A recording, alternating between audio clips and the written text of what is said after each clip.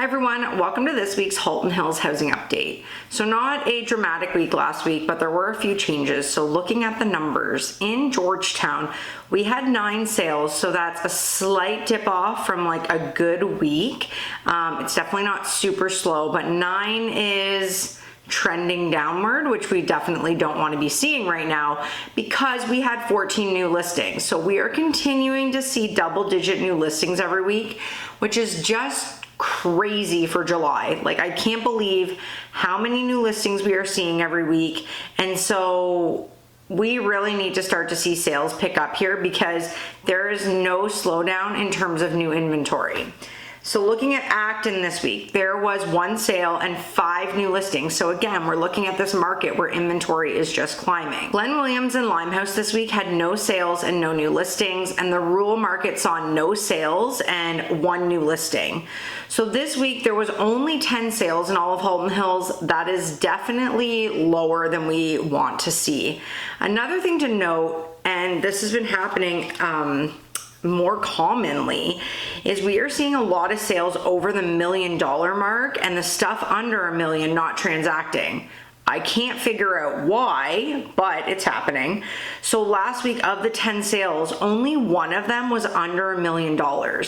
Everything else was over $1 million, which is huge. Like, that's a lot of sales over $1 million. So we're watching that. I don't know. It seems like over $1 million was like dead for so long. And so to see the under $1 million being almost dead and over $1 million moving, I'm kind of at a loss for like what's going on there. And we are seeing on the other side of things. So there was 20 new listings last week. Only 5 of them, 5 of the 20 were under $1 million.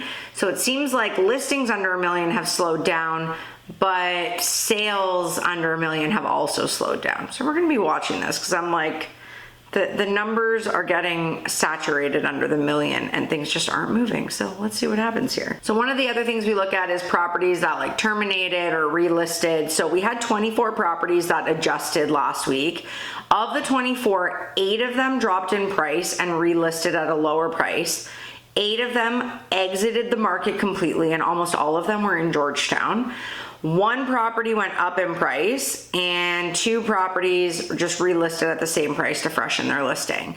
So we're still seeing properties exiting the market, not as high of a number as I thought we'd be seeing right now, but we are, we're just seeing some movement. Like, all these changes show that as a seller, the market is not doing anything in your favor, because we are seeing a lot of people like exiting or adjusting pricing and stuff like that. So now looking at active inventory, we stayed the same this week at 220 active listings, which is a surprise, but we are remaining stable at a very, very high number. So within that, Georgetown actually went down from 132 to 128 active listings. And like I talked about, majority of the properties that came off the market this week were in Georgetown. So even though we had that gap between sales and new listings, because properties came off the market, we were able to not see a spike in our inventory. So that is helpful. And it's why I've been saying we need to see properties exiting the market, but it's just not happening at the pace that we saw at the end of last year. Looking at our price points, under 800,000 is up from 9 to 11. It's the only price point that's up this week. So again, that's kind of interesting when we're looking at why isn't the stuff under $1 million selling right now. 800 to $1 million is down slightly from 31 to 30. 1 to 1.5 million is down from 57 to 53 active listings. It's still an insanely high number, but the number is down. And 1.5 million plus is down from 35 to 34 active listings. So that's sort of what's happening within our price points this week.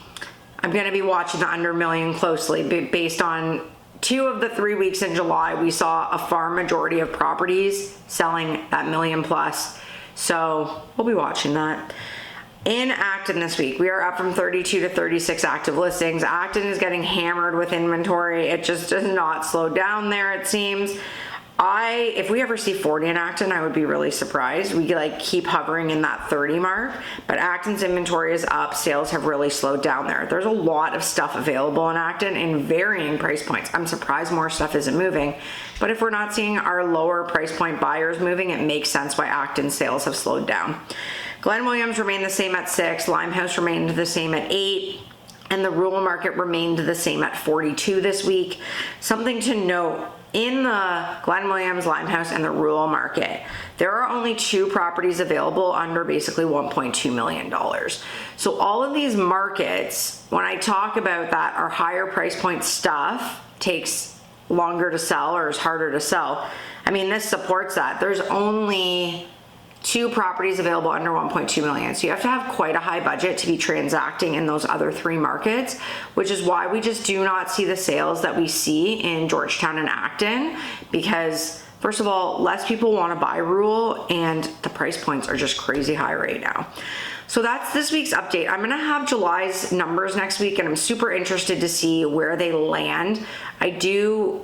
I want to say that our prices should be down because fundamentally, like when you look at property to property, they're down.